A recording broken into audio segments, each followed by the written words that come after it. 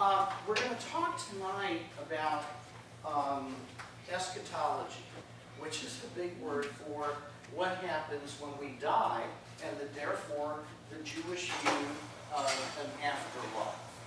Out of curiosity, I'm just curious to see what some of you all believe happens in the afterlife.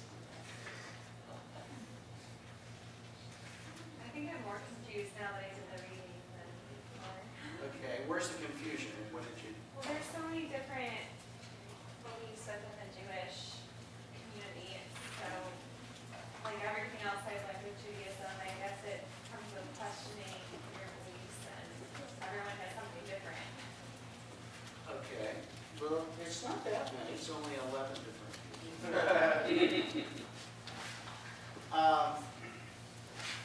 Amanda, we were asking questions before. Do you intend to convert on November 11th? Yes. Okay, and then you have services to do, right, to finish up. Two And services. I think, do you have homework with you? I do. All right, just on your way out, just drop it off. Okay. Yeah, I went over all that with everybody. Oh, another thing, be thinking of a Hebrew name. Okay. Yeah. Isn't it interesting that there are up to 11 different possible acceptable views for life after death in Judaism? What did most of you think the Jewish view of life after death was?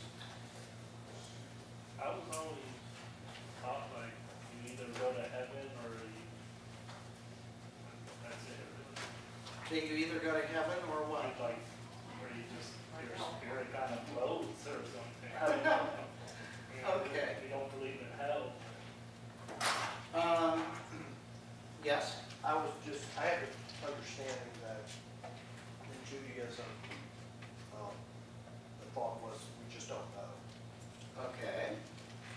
I have reincarnation from his parents. But, You what? from his parents, when they were talking about it, they were telling me that there's, different things, but reincarnation is also a part of Judaism. That's true. Anybody else? There are many similarities between Christianism and Judaism. That's what I've kind of. And what are those similarities? Well, I did not read in the chapter of the book. It shows the afterlife, things like that. Why do you think that is? Why do you think there's similarities between Judaism and Christianity in the view of the afterlife? That's right. We invented it. Jews invented heaven and hell. So we do believe in hell. How about them apples? Neither did I until I started becoming a rabbi. Yeah, we invented it. What I'm going to do is hand out these sheets. These give you all the possible models and possibilities of what we can believe as Jews in the afterlife, about the afterlife. The backside of it is reasons for wanting an afterlife, which I have to tell you is my bias, because I think the reasons for wanting it are far more important than what Judaism allows you to think. Personally, and I'm going to just give you my personal view, and that is, no one's ever come back to tell us. Okay? But that being said, I'll add a few things to it. Let's see, we got about 5 here. You want to share some? I have a ton. There you go. We've got 2 here. We've got 4 here. And we'll learn a little history, because this is done chronologically. We're going to go through the politics of it, because the Jewish view of the afterlife has as much to do with politics as it does with religion. And the reason for it is, it was used as a carrot and a stick going forward. It was used as a carrot and a stick for making sure that you have the right political views. 1, 2, 3, 4. Huh?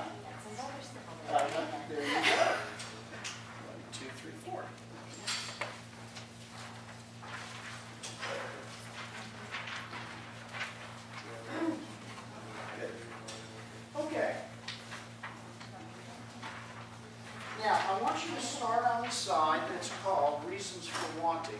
No, I'm sorry, Models of Natural. Okay. In the Bible, in the first part, in the 5 books of Moses, Genesis, Exodus, Leviticus, Numbers, and Deuteronomy, in those 5 books, what we learn is 2 things. Number 1, that there is a gathering place that is talked about that is kind of a gray, shadowy area. Excuse me, Alfie says there's a car outside an SUV with its lights on with a for sale sign in the window. Okay. Thank you, Albie. I could be. Okay. About enemies, but. Yeah. And we just started. Okay. And then it was somehow some kind of a watery gray where the bones of those who died kind of were brought together. That's it. There's just no other details. And it's called Sheol, S-H-E-O-L. That's the English transliteration of the Hebrew.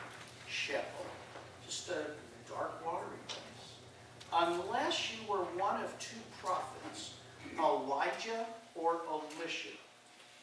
And what happened in that section of, and in the prophetic section of the Bible, of Torah, what you find there is that these 2 prophets are somehow granted some kind of form of immortality. We're not told how, but they seem to be chosen by God, and having been granted this immortality, they're able to work miracles for people on earth. That's it. That's all we learned about. So, we can definitely say that there's a belief there's some kind of afterlife that we get in the basic early Torah, 5 books of Moses, and the prophets. Yes. Wondering who the second one was. Elijah and Elisha. E-L-I-S-H-A. Okay, go back and read in the early prophetic. I would say Elijah.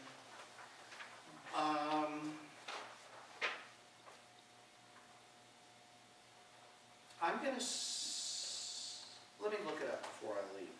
I'm going to say in Judges or in Kings they come up. Okay. Now, so we do know that there is some sort of concept there. Look at number 3. Resurrection of the bodies of the righteous or politically correct. Now,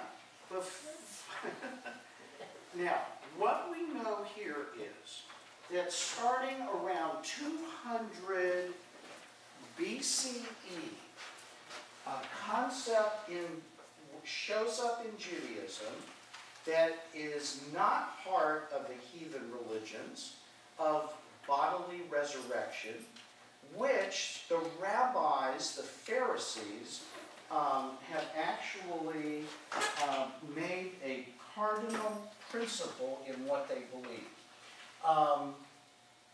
So what you have here is somewhere around 200 BCE. You've got essentially 2 major groups of Jews. Is it hot in here? You guys paid good money for your books. You deserve some air.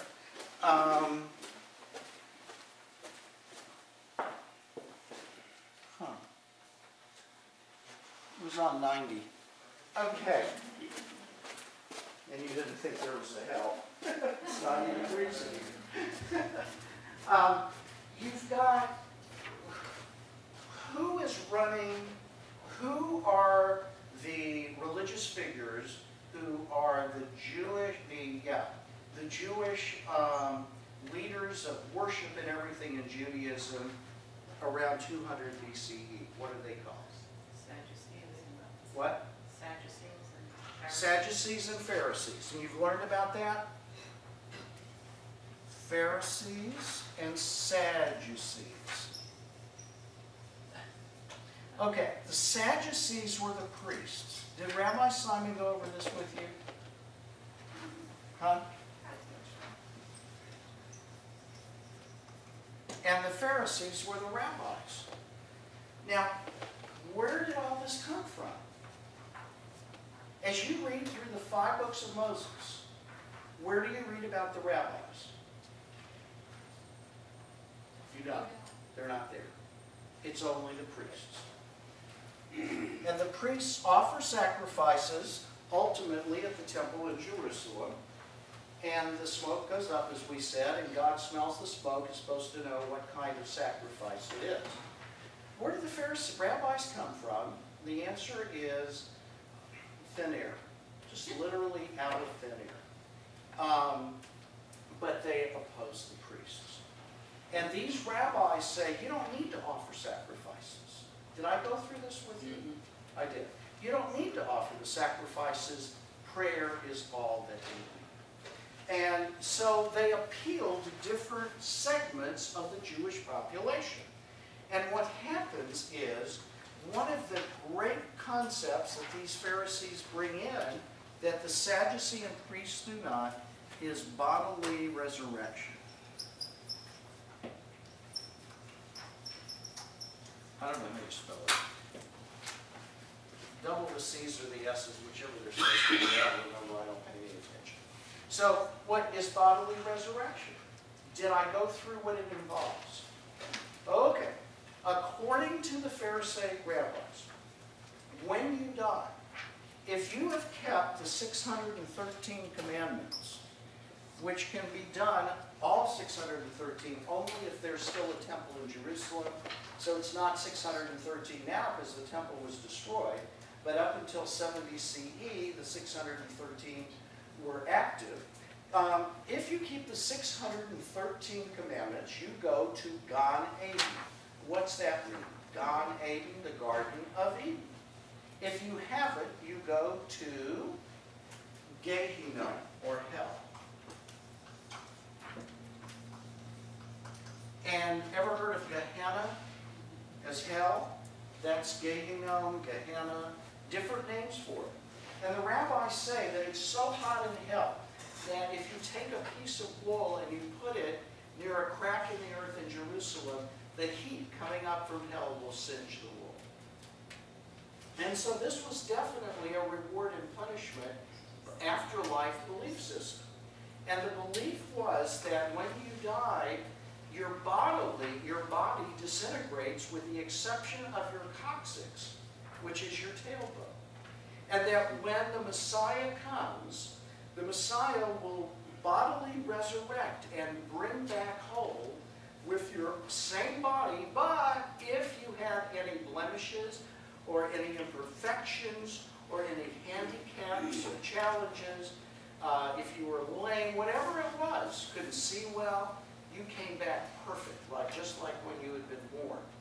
And that was bodily resurrection. But you had to keep the 613 commandments to get that carrot. Now, it's also very interesting, and you're going to love this from the marriage standpoint. It said that if a man had not kept the 613 commandments, therefore didn't deserve Gan Eden or the Garden of Eden, but had been married to a shrew of a woman, that he had already been to hell, and therefore, I did not make that up, that's in the Talmud, and therefore he immediately goes to Gan Eden or to heaven. And ladies, it didn't work the other way around. In other words, if you had been married to a shrew of a husband, you're out of luck. So there was a definite gender bias there, no question about it. But that was the system of bodily resurrection. And the rabbis began teaching that, we're going to just say roughly 200 BCE. So what I have on there is 3.5, really ought to be 3. And the one I have for 3 ought to be 3.5.